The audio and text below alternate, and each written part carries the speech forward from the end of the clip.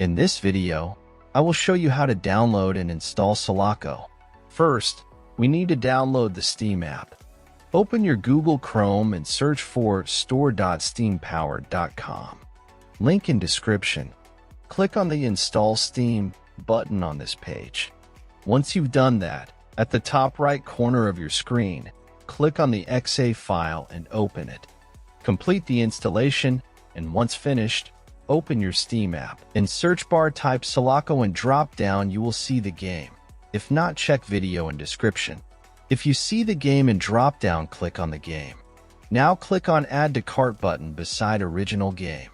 In new pop-up, click on View My Cart. Now click on blue Continue to Payment button. In payment methods, select your preferred payment method and proceed. After you're done with payment, next steps I will show with game I already own. After completing the purchase, go to your library. You can use the search box to find game you just bought or navigate directly to the games category. Next step I will show on game I own. First, click on the game you want to play. Now click Install. Complete installation process. When installation completed, click to play, and that's all. Thanks for watching. Subscribe and help reach 1,000 subscribers mark so I can make more tutorials.